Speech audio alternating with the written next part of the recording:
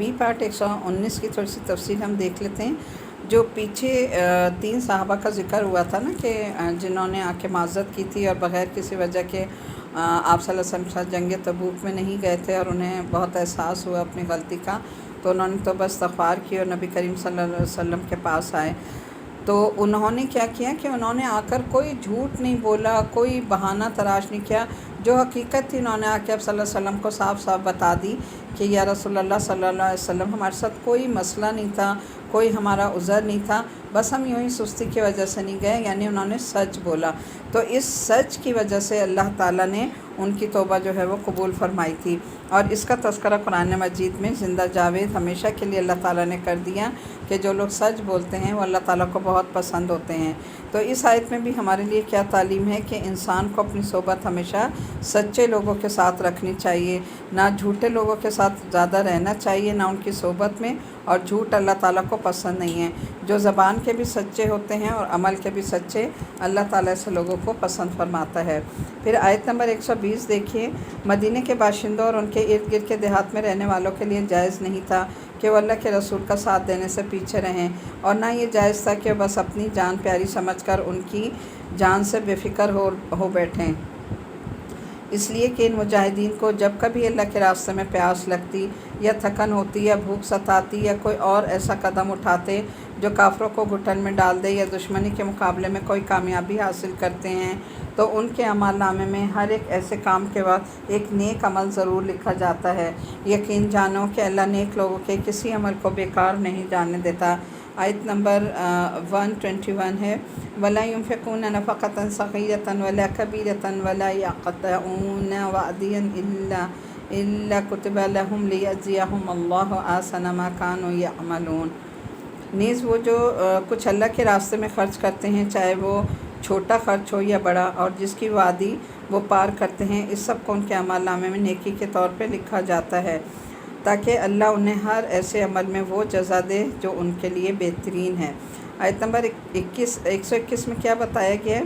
کہ اگرچہ اعمال جو ہے بعض بہت چھوٹے نظر آتے ہیں، لیکن ان کا اجر جو ہے وہ بہت زیادہ ہوتا ہے۔ ان مجاہدین کے بہترین اعمال کے برابر اجر دیا جاتا ہے، اگر وہ عمل جو ہے خالصتاً اللہ کے لیے ہو، بے شک وہ چھوٹا ہو، لیکن اللہ تعالیٰ اس کو کئی گنا بڑھا چڑھا کے قبول کرتے ہیں اور اتنا اجر دیتے ہیں جتنا کہ مجاہدین کا اجر ہوتا ہے۔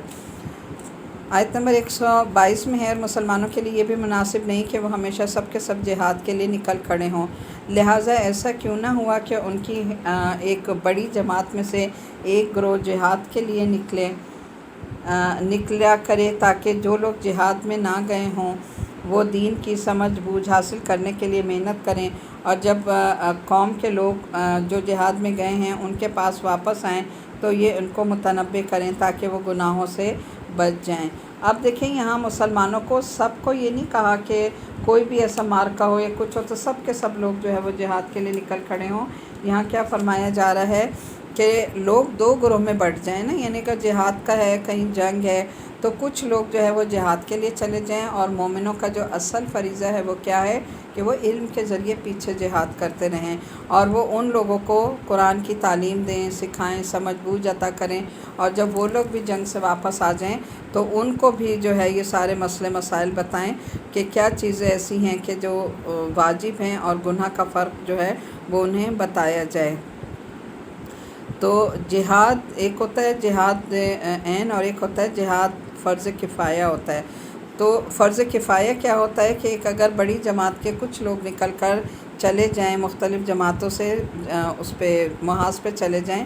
باقی لوگ جو ہیں وہ ان کی طرف سے بھی ادا ہو جائے گا، یہ فرض کفایہ ہے۔ لیکن فرض عین کس وقت ہوتا ہے؟ جب ضرورت ایسی ہو کہ پھر سارے کے سارے لوگوں کو، حکوموں کے سارے لوگ نکل آئیں تو پھر انہیں نکلنا ہوگا۔ جس طرح جہاد امت مسلمہ کی ایک ضرورت ہے، اسی طرح دین کا علم حاصل کرنا یہ بہت اہم بات ہے۔ سب غور سے سن لیجیے گا کہ دین کا علم حاصل کرنا بھی امت کی ایک اہم ضرورت ہے، یعنی دین کا علم جو ہے وہ ہماری آپشن پہ نہیں ہے کہ دل چاہے گا، ٹائم ملے گا دنیا سے تو ہم کچھ تھوڑا بہت پڑھ لیں گے، یا یہ کہ بڑھاپے میں پڑھ لیں گے، یا یہ بھی ٹائم نہیں ہے دیکھا جائے گا۔ تو دین کا علم حاصل کرنا ہم سب کا، امت مسلمہ کا فرض ہے، کہ کم از کم دین کا اتنا علم ہم ضرور حاصل کریں جس سے ہمیں حلال حرام اور اچھے برے کی تمیز ہو جائے۔ یہ ہم سب کے لیے حاصل کرنا ضروری ہے۔ اگر سب لوگ جہاد میں نکل کھڑے ہوں گے تو علم کے دین کی درس و تدریس کا فریضہ کون انجام دے گا؟ لہٰذا صحیح طریقہ یہ ہے کہ جو لوگ جہاد میں نہ جائیں وہ اپنے شہر میں رہ کر دین کا کام کریں اور دین کو پروموٹ کریں اور اس علم کو پھیلائیں۔ آیت نمبر 123 اور 124 دیکھ لیجیے گا۔ اے ایمان یا ایھا الذین آمنوا قاتلوا الذین یلونکم من الکفار ولیجدوا فیکم غلظۃ واعلموا ان اللہ مع المتقین۔ اے ایمان والو، ان کافروں سے لڑو جو تم سے قریب ہیں، ہونا یہ چاہیے کہ وہ تمہارے اندر سختی محسوس کریں، اور یقین رکھو کہ اللہ متقیوں کے ساتھ ہے۔ اور جب کبھی کوئی صورت نازل کی جاتی ہے تو انہی منافقین میں وہ لوگ ہیں جو کہتے ہیں کہ اس صورت نے تو تم سے کسی کے ایمان میں اضافہ کیا ہے۔ اب جہاں تک ان لوگوں کا تعلق ہے جو واقعی ایمان لائے ہیں، ان کے ایمان میں تو اس صورت نے واقعی اضافہ کیا ہے اور وہ اس پر خوش ہوتے ہیں۔ آیت نمبر 124 میں تھوڑا سا یہ دیکھ لیجیے گا کہ یہ کہہ کر منافقین دراصل اس بات کا مذاق اڑاتے تھے کہ جب مومنوں کے سامنے اللہ کی آیات تلاوت کی جاتی ہیں تو ان کے ایمان میں اضافہ ہو جاتا ہے۔ یعنی اس بات پہ یہ مذاق اڑاتے تھے نا کہ ایسی کون سی آیت ہے کہ ان کا اور ایمان بڑھ جاتا ہے۔ تو اللہ تعالیٰ نے اسی چیز کو یہاں پر ہائی لائٹ کیا ہے کہ ظاہر ہے جو مومن مسلمان ہیں وہ تو ہر آیت سے ہر اس میں اللہ تعالیٰ کا شکر ادا کرتے ہیں کہ اللہ تعالیٰ نے ہمیں یہ عطا کیا ہے، اور اس پر پھر وہ خوشی مناتے ہیں کہ اللہ تعالیٰ نے ہمارے ایمان کو بڑھا دیا ہے، لیکن یہ لوگ ان کا مذاق اڑاتے تھے۔ آیت نمبر 125 سے 127 تک دیکھ لیجیے ترجمہ۔ رہے وہ لوگ جن کے دلوں میں روک ہے تو اس صورت نے ان کی گندگی میں کچھ اور گندگی کا اضافہ کر دیا، اور ان کو موت بھی کفری کی حالت میں آتی ہے۔ یعنی کفار جو ہیں کہا کہ ان کے سامنے چاہے جو مرضی آیات آ جائیں، جو حکم آ جائیں، ان کی گندگی جو ہے وہ وہیں کی وہیں ہے، اس میں مزید اضافہ ہوگا اور اس میں کچھ بھی نہیں ہوگا۔ تو موت بھی ظاہر ہے کہ وہ پھر کفر کی حالت میں دیں گے جس کا ٹھکانہ جہنم ہوگا۔ آیت نمبر 126 ہے، کیا یہ لوگ دیکھتے نہیں کہ وہ ہر سال ایک مرتبہ کسی آزمائش میں مبتلا ہوتے ہیں، پھر بھی نہ وہ توبہ کرتے ہیں اور نہ کوئی سبق حاصل کرتے ہیں۔ اچھا، اس میں ہمارے لیے بھی تھوڑا سا سبق ہے نا اس آیت میں، کہ جیسے انہیں کہا جا رہا ہے نا کہ ہر سال 1-2 مرتبہ ان کے اوپر آزمائش آتی ہے، تو اللہ تعالیٰ مومنوں کو بھی آزماتا ہے، سال میں 1 دفعہ 2 دفعہ 10 دفعہ بھی آزمائش بھیجتا ہے کہ میرے کون بندے ہیں جو ایمان والے ہیں، اور آزمائش میں ان کا ایمان اور بڑھ جاتا ہے اور وہ اللہ کے قریب ہو جاتے ہیں اور اللہ کا قرب انہیں اور زیادہ مل جاتا ہے۔ لیکن جو کافر ہیں وہ تو ظاہر اللہ کے قرب سے دور ہیں اور مزید دور ہو جاتے ہیں۔ آیت نمبر 21-27 میں دیکھیے، اور جب کبھی کوئی صورت نازل ہوتی ہے تو ایک دوسرے کی طرف دیکھتے ہیں اور کہتے ہیں کہ کیا کوئی تمہیں دیکھ تو نہیں رہا، پھر وہاں سے اٹھ کر چلے جاتے ہیں۔ اللہ نے ان کا دل پھیر دیا کیونکہ وہ سمجھ سے کام نہیں لیتے۔ اب ان کا کیا حال تھا کہ جب کوئی آیات آتی تھی نا تو ظاہر ہے یہ تو اس سے چڑ کھاتے تھے اللہ تعالیٰ کے کلام سے، اس کی باتوں سے، تو یہ کہتے تھے کہ کوئی ایسا وہ ہو، ان کی خواہش تھی کہ ایسی کوشش کرتے رہیں کہ کوئی بھی اللہ کا کلام سننے کی نوبت نہ آئے، نہ ہمیں نہ کسی اور کو۔ لہٰذا جب حضرت صلی اللہ علیہ وسلم اپنی مجلس میں کوئی نئی صورت تلاوت فرماتے تو یہ کوشش کرتے کہ وہاں سے بھاگ جائیں، لیکن اگر سب کے سامنے اٹھ کر جائیں گے تو ظاہر راز کھل جائے گا، اس لیے ایک دوسرے کو آنکھوں میں اشارے کرتے کہ جیسے ہی موقع ملے خاموشی سے پیچھے سے کھسک جاؤ اور قرآن کی یا اللہ کی جو باتیں یہ بتا رہی ہیں نہ سنو نا۔ تو مسلمان تلاش کرو کہ کوئی مسلمان تو تمہیں نہیں دیکھ رہا، اور اس وقت یہ پھر چپکے سے پیچھے اٹھ کر کھسک جاتے تھے۔ یہ تو کلم کھلا کافروں کا حال ہے یا منافقوں کا حال ہے۔ آج ہمارے سامنے آپ دیکھیں کہ مسلمانوں میں بھی ایسے لوگ ہوتے ہیں کہ جن کو قرآن کی بات ایسے لگتی ہے جیسے کوئی تیر لگ رہا ہے، نہ وہ قرآن کی کوئی بات سننا چاہتے ہیں نہ اس پر عمل کرنا چاہتے ہیں، بلکہ اگر کہیں ایسی مجالس ہوں یا قرآن کی بات بتائی جائے تو وہ کوشش کرتے ہیں کہ کوئی نہ کوئی بہانہ بنا کے نہ تو ہم ایسی مجالس میں بیٹھیں، اور اگر خدا نہ خواستہ ہمیں بیٹھنا بھی پڑ جائے تو پھر ہم کیا کریں، کسی بہانے سے خاموشی سے وہاں سے نکل جائیں۔ ایسی مجلسیں انہیں کاٹتی ہیں، تو یہ مسلمان ہوتے ہوئے بھی منافقانہ رویے ہیں۔ آیت نمبر 128 اور 129 دیکھیے، لَقَدْ جَاءَكُمْ رَسُولٌ مِّنْ أَنفُسِكُمْ عَزِيزٌ عَلَيْهِ مَا عَنِتُّمْ حَرِيصٌ عَلَيْكُمْ अलैकुम बिलमुमिनीन रऊफ़ुर रहीम फ़इन तवल्लव फ़क़ुल हस्बिया अल्लाहु ला इलाहा इल्ला हुवा अलैहि तवक्कलतु व रब्बुल अर्शिल अज़ीम। लोगों, तुम्हारे पास एक ऐसा रसूल आया है जो तुम्ही में से है और वो तुमको हर तकलीफ़ बहुत गिरा लगती है, जिसे तुम भलाई की धुन में लगे हो, जो मोमिनों के लिए इंतहाई शफ़ीक़ और नहायत मेहरबान है। फिर भी अगर ये लोग मुँह मोड़ें तो रसूल सल्लल्लाहु अलैहि वसल्लम इनसे कह दो कि बस मेरे लिए हस्बी अल्लाह, मेरा अल्लाह ही काफ़ी है, इसके सिवा कोई माबूद नहीं, और उसी पर मैंने भरोसा किया और वही अज़ीम मालिक है। बहुत ही खूबसूरत आयात हैं। सूरह तौबा का ये आखिरी रुकू है, जिसकी ये आखिरी 2 आयात हैं। इनको हो सके तो ज़रूर ज़बानी याद कर लीजिएगा और इन्हें पढ़ा करें। और ख़ास तौर पे ये जो है ना, फ़इन तवल्लव फ़क़ुल हस्बी अल्लाह ला इलाहा इल्ला हुवा अलैहि तवक्कलतु व हुवा रब्बुल अर्शिल अज़ीम। 7 मरतबा सुबह और 7 मरतबा लाजमी, जो सुबह शाम के इस्कार हैं उसमें हैं, उसमें लाजमी ये पढ़ा करें। इंशाअल्लाह ताला अल्लाह ताला हमारे जो भी मामलात हैं उनमें हमारा मददगार होगा और हमारी मदद फरमाएगा इंशाअल्लाह। जी, यहाँ सूरह तौबा हमारी ख़त्म हो गई और कोशिश तो मैंने की कि इसके जो ज़रा लंबी सूरत भी थी, बहुत सारे अहकामात भी थे और इंटरेस्टिंग भी थी, तो मैंने तो अपनी तरफ से कोशिश की कि शॉर्टली आपको जितना पहुंचा सकूं अल्लाह की बात पहुंचा दूं। बाकी ये है कि इंशाअल्लाह ताला जब ख़ुद आप पढ़ेंगे डिटेल में या अगला कोई कोर्स करेंगे, पूरा लॉन्ग कोर्स, तो उसमें इंशाअल्लाह मज़ीद आपको पढ़ने का मौका मिलेगा। अगली सूरत जो है हमारी सूरह यूनुस शुरू हो रही है। सूरह यूनुस में थोड़ा सा इसका तारुफ देख लीजिएगा। ये सूरत मक्की सूरत है, मक्का मुकर्रमा में ही नाजिल हुई थी और मदीना मुनव्वरा में कुछ का ख्याल है कि मदीना में नाजिल हुई थी, लेकिन बहरहाल ये कोई कंफर्म इसका सबूत नहीं है। सूरत का नाम हज़रत यूनुस अलैहिस्सलाम के ही नाम पर रखा गया है। मक्का मुकर्रमा में सबसे अहम मसला इस्लाम के बुनियादी अकायद को साबित करना था और अक्सर मक्की सूरतों में बुनियादी जो ज़ोर दिया गया था वो तौहीद, रिसालत और आखिरत के मज़ामीन पर दिया गया। इस सूरत का भी मरकज़ी मौज़ूआत यही हैं। इसके साथ इस्लाम पर मुश्किन अरब के एतराज़ात के जवाब मौजूद हैं और उनके गलत तर्ज़ अमल की मज़म्मत और तंबीह है। अगर उन्होंने अपनी ज़िद जारी रखी तो दुनिया और आखिरत दोनों में अल्लाह ताला की तरफ से अज़ाब आ सकता है। फिर आगे इसमें हज़रत नूह और हज़रत यूनुस अलैहिस्सलाम के वाक़यात बयान किए गए हैं। इनमें काफ़िरों के लिए तो ये सबक है कि उन्होंने पैगंबर की मुखालफत में जो रवैया इख्तियार किया है उसके नतीजे में भी ऐसा हो सकता है, और हज़रत सल्लल्लाहु अलैहि वसल्लम और मुसलमानों के लिए ये तसल्ली का सामान भी है कि उन सारी मुखालफतों के बावजूद आखिरी अंजाम इंशाअल्लाह उन्हीं के हक़ में होगा। सूरह यूनुस शुरू करते हैं। बिस्मिल्लाहिर्रहमानिर्रहीम। अलिफ लाम वा तिल्का आयातुल किताबिल हकीम अकान लिन्नासि अजबन औहैना इला रजुलिन मिनहुम अन अंदिरिन नास व बश्शिरिल लज़ीना आमनू अन्न लहुम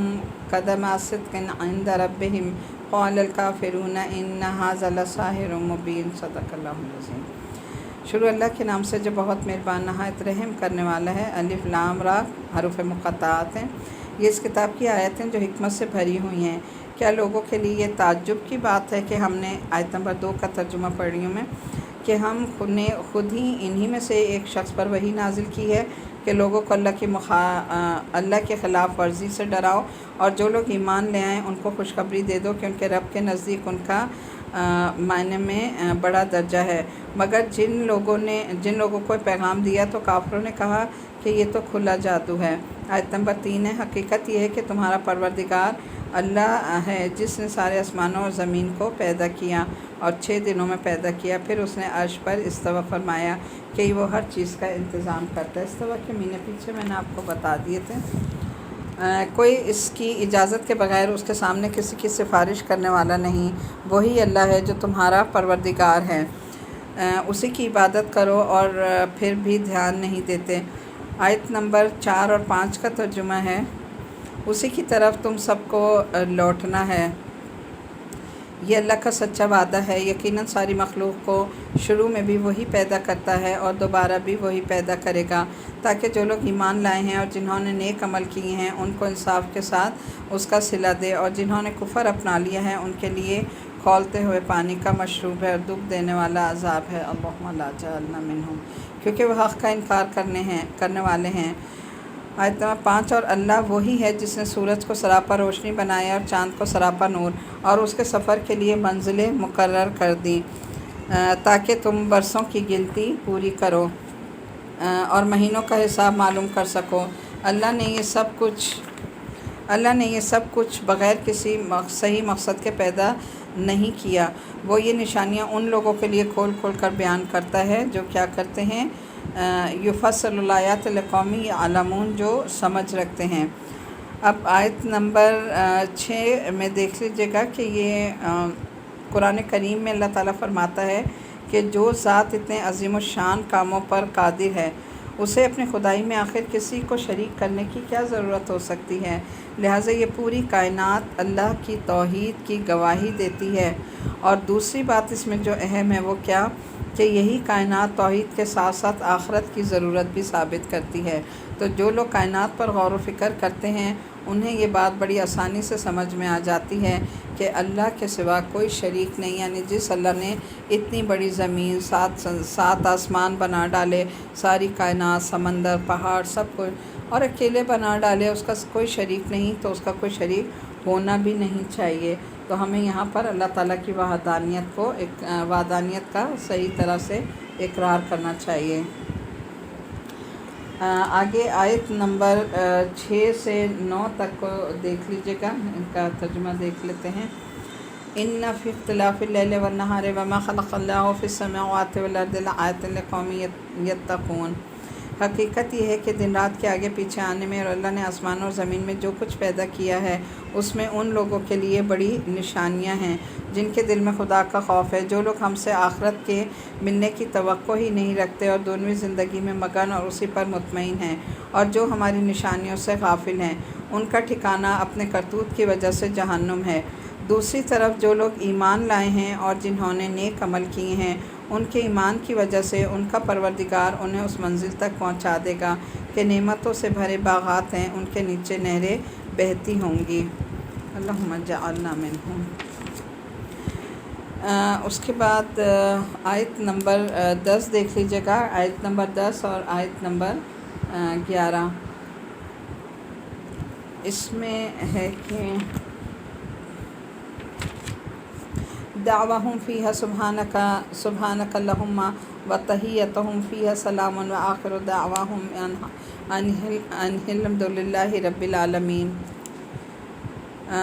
اس میں داخلے کے وقت ان کی پکار یہ ہوگی، یعنی جنت میں جب وہ داخل ہوں گے تو وہ کیا پکاریں گے، یا اللہ تیری ذات ہر عیب سے پاک ہے، اور ایک دوسرے کے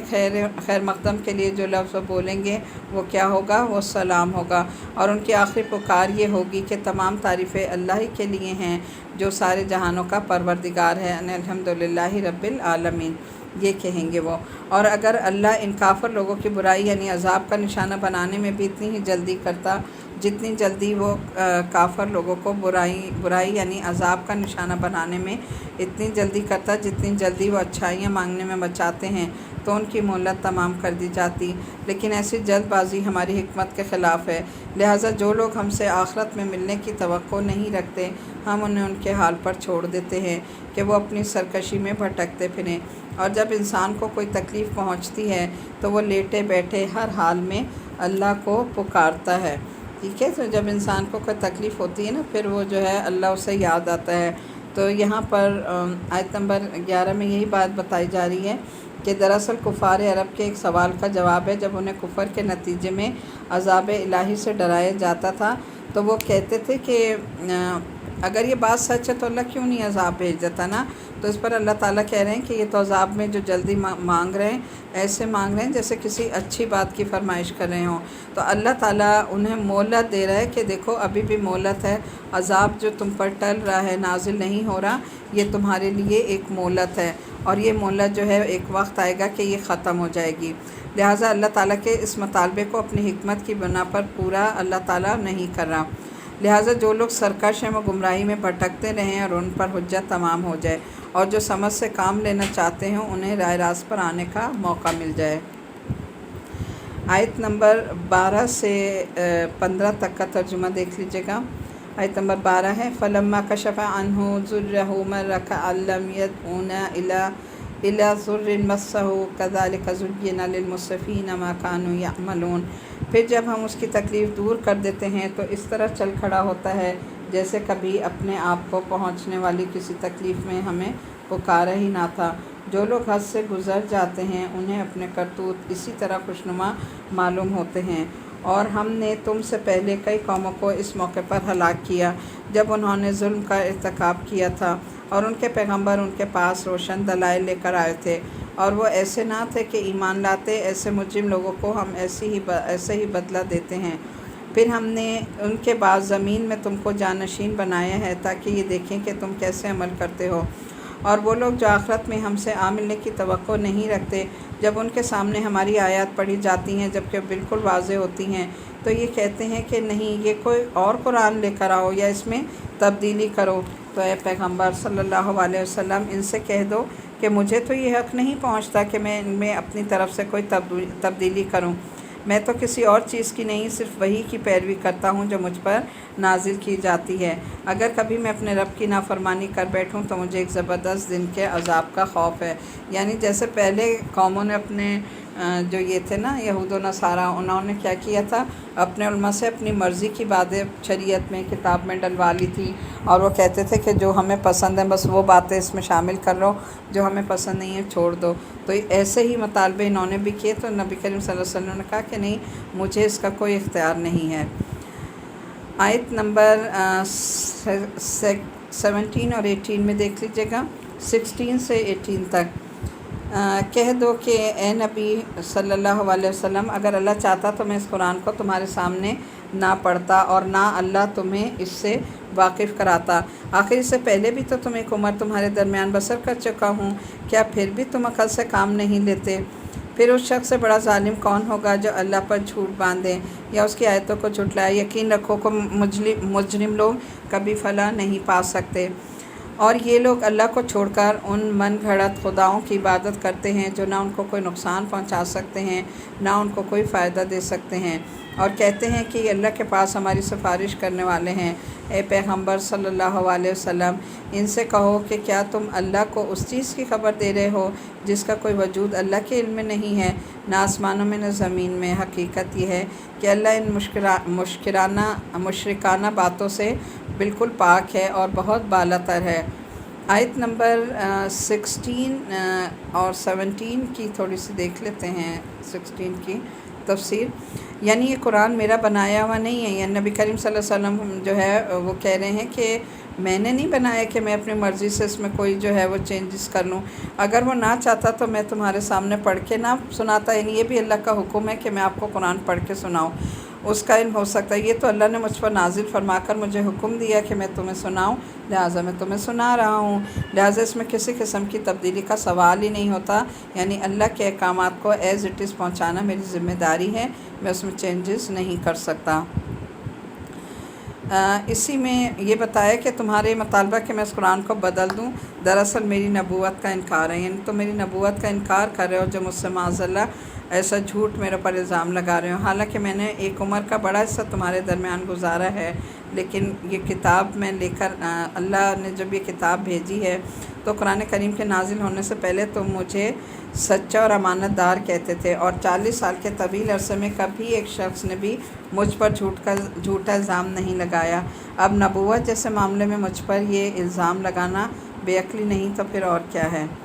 آیت نمبر 19 اور 20 دیکھ لیجئے ترجمہ۔ اور شروع میں تمام انسان کسی اور دین کے نہیں، صرف ایک ہی دین کے قائل تھے، پھر بعد میں وہ آپس میں اختلاف کر کے الگ ہوئے، اور اگر تمہارے پروردگار کی طرف سے ایک بات پہلے سے طے نہ ہو چکی ہوتی تو جس معاملے میں یہ لوگ اختلاف کر رہے ہیں اس کا فیصلہ دنیا میں ہی کر دیا جاتا۔ اور یہ لوگ کہتے ہیں کہ اس نبی پر اس کے رب کی طرف سے کوئی نشانی کیوں نازل نہیں کی گئی؟ تو اے پیغمبر صلی اللہ علیہ وسلم کہہ دو کہ غیب کی باتیں تو صرف اللہ کے اختیار میں ہیں، لہٰذا تم بھی انتظار کرو اور میں بھی تمہارے لیے انتظار کرتا ہوں۔ اب یہاں پر آپ دیکھیں آیت نمبر 19 کے حوالے سے کیا بتایا گیا ہے کہ جب پہلے حضرت آدم علیہ السلام دنیا میں تشریف لائے تو تمام انسان توحید پر تھے نا. بعد میں کچھ لوگوں نے الگ الگ مذہب جو ہے وہ اپنے ایجاد کر لیے. اللہ تعالیٰ یہیں دنیا میں ان کے اختلافات کا فیصلہ کر سکتا تھا، لیکن چونکہ اللہ تعالیٰ نے کائنات کی تخلیق سے پہلے ہی یہ طے فرمایا ہوا تھا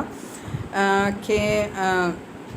دنیا انسانوں کے امتحان کے لیے پیدا کی گئی، یعنی اللہ کے لیے مشکل نہیں ہے. اللہ تو صرف کن کہتے کہ ساری ایک ہی دین پر آ جائیں، لوگ آ جاتے، کوئی اس سے انکار نہیں کرتا. لیکن اللہ تعالیٰ نے دنیا کو ایک امتحان گاہ ہمارے لیے بنایا ہے اور دونوں راستے دکھا دیے کہ دیکھو یہ تمہارا امتحان ہے، چاہو تو پیپر اس طرح کر لو، چاہو تو اس طرح کر کے جہنم میں پہنچ جاؤ. اور ہر شخص کو یہ موقع دیا جائے گا کہ اللہ کی طرف سے پیغمبر بھیجے جائیں گے اور لوگوں کو دنیا میں آنے کا مقصد بتایا جائے گا اور دین برحق کو واضح دلائل کے ساتھ پیش کریں.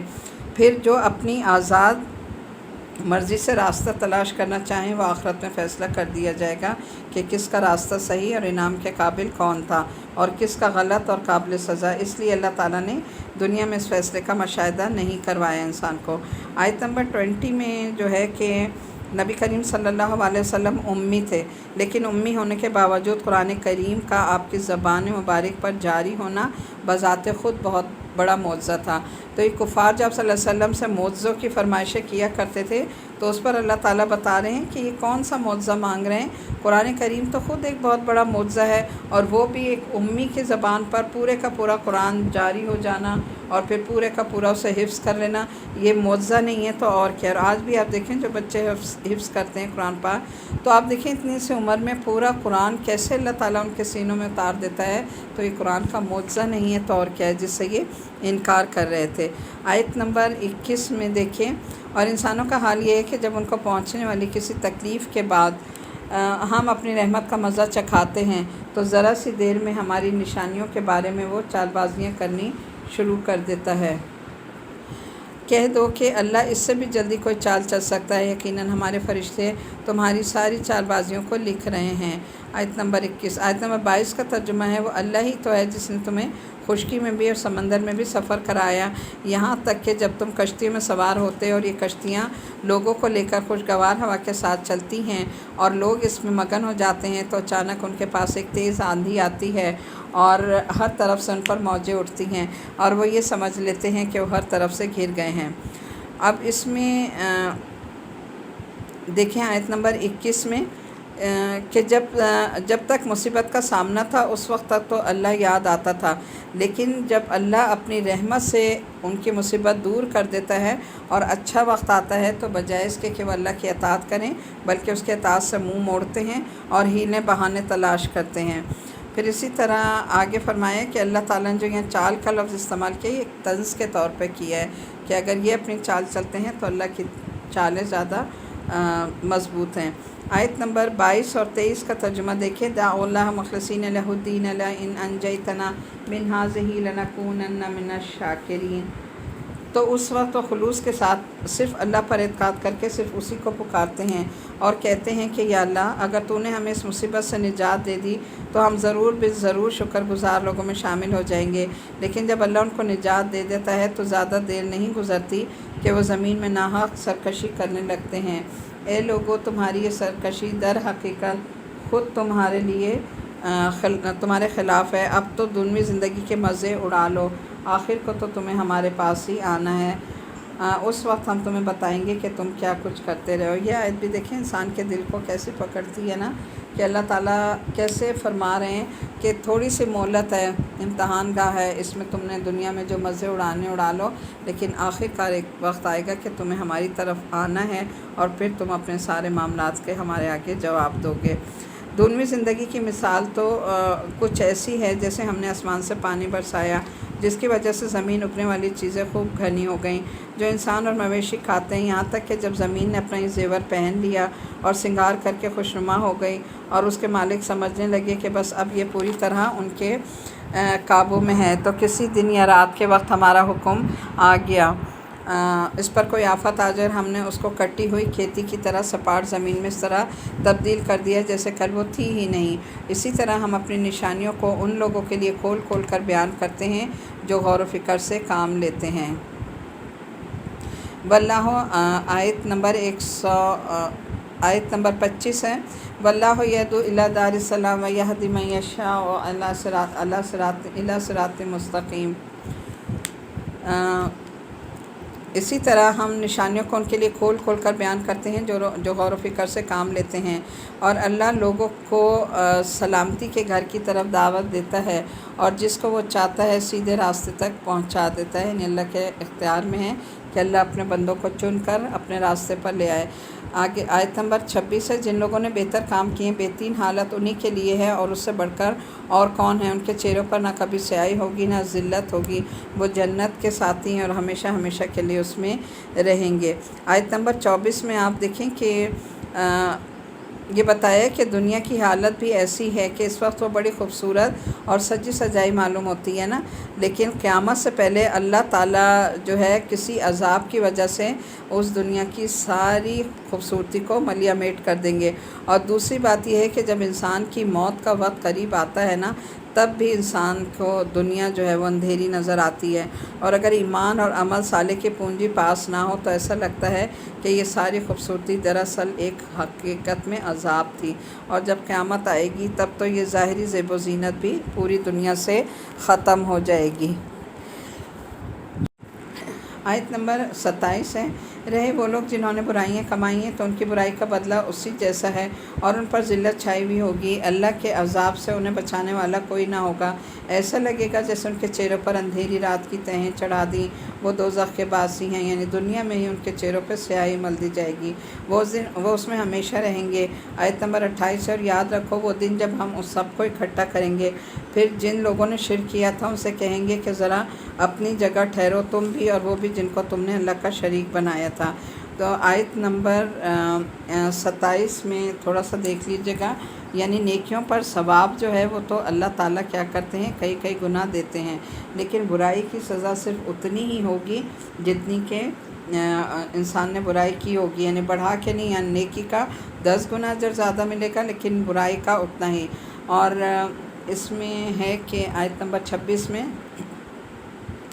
کہ حضرت صلی اللہ علیہ وسلم نے فرمایا کہ جب تمام جنتی کی نعمتوں سے سرشار ہوں گے اور جنت میں مگن ہوں گے وہاں کی نعمتوں میں، تو پھر اللہ تعالیٰ فرمائیں گے جنتیوں سے کہ میں نے تم سے ایک وعدہ بھی کیا تھا، اب میں اسے پورا کرنا چاہتا ہوں۔ تو جنت کے لوگ حیران ہو کر دیکھیں گے، کہیں گے اللہ تعالیٰ آپ نے تو ہمیں یہاں ساری چیزیں سب نعمتیں دے دی ہیں، اور دوزخ سے ہمیں بچا کے جنت میں داخل کر دیا، آپ نے تو اپنے ہر وعدے کو پورا کر دیا، اب کون سا وعدہ رہ گیا؟ تو اس موقع پر اللہ تعالیٰ اپنا حجاب اٹھا کر اپنی زیارت کرائیں گے، اور اس وقت جنت والوں کو محسوس ہوگا کہ یہ نعمت تو ان تمام نعمتوں سے زیادہ لذیذ اور محبوب ہے جو انہیں اب تک عطا نہیں ہوئی تھی۔ اور اللہ تعالیٰ سے اس کی دعا کرنی چاہیے کہ اللہ تعالیٰ ہمیں اپنا دیدار نصیب فرمائے۔ اور پھر اس کے بعد سب سے پہلے اللہ تعالیٰ جو ہے سورہ رحمان سنائیں گے، تو ہمیں بھی سورہ رحمان کوشش کرنی چاہیے کہ ہم اس کو زبانی یاد کریں، کیونکہ یہ سوچ کر کہ اللہ تعالیٰ ہمیں سورہ رحمان جنت میں سنائیں گے، اور ساتھ ہی اللہ تعالیٰ اپنا دیدار نصیب فرمائیں گے۔ تو اللہ تعالیٰ سے دعا ہے کہ اللہ تعالیٰ ہم سب کو اپنا اور اپنے رسول صلی اللہ علیہ وسلم کا دائمی دیدار نصیب فرمائے، اس کے بہت زیادہ دعا مانگا کیجیے۔ آیت نمبر 28 ہے، فَزَيَّنَّا بَيْنَهُمْ وَقَالَ شُرَكَاؤُ مَا كُنتُمْ إِيَّانَا تَعْبُدُونَ فَكَفَىٰ بِاللَّهِ شَهِيدًا بَيْنَنَا وَبَيْنَكُمْ إِن كُنَّا عَنْ عِبَادَتِكُمْ لَغَافِلِينَ۔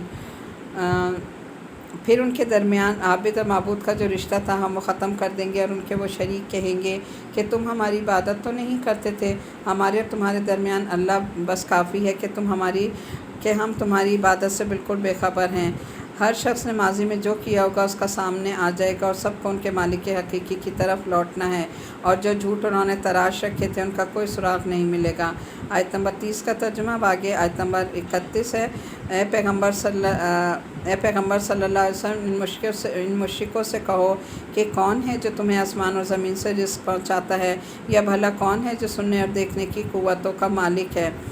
اور کون ہے جو جاندار کو بے جان سے اور جاندار کو بے جان سے نکال لاتا ہے، اور کون ہے جو ہر کام کا انتظام کرتا ہے۔ تو وہ بھی کہیں گے اللہ تعالیٰ۔ آیت نمبر 28 کے دیکھیں کہ جن بتوں کو انہوں نے خدا مان رکھا ہے تو وہ تو بے جان ہیں، ان کو پتہ ہی نہیں، تو جب اللہ تعالیٰ ان کو وہاں جہنم میں ڈالے گا اور ان سے پوچھے گا کہ کیا یہ تمہاری عبادت کرتے تھے، تو وہ پہلے تو انکار صاف کر دیں گے کہ ہمیں نہیں معلوم کہ یہ لوگ ہماری عبادت نہیں کرتے تھے یا کرتے تھے، لیکن بعد میں جب انہیں پتہ چلے گا کہ یہ واقعی ان کی عبادت کرتے تھے تو وہ بھی کہیں گے اگر کرتے بھی تھے تو ہمیں کیا پتہ، یعنی ہم تو پتھر کے بنے ہوئے تھے، ہمیں کیا پتہ یہ ہمارے ساتھ کیا کریں، یعنی اس دن بھی وہ ان کے خلاف گواہی دیں گے۔ اور آیت نمبر 30 میں ہے یعنی ہر عمل کی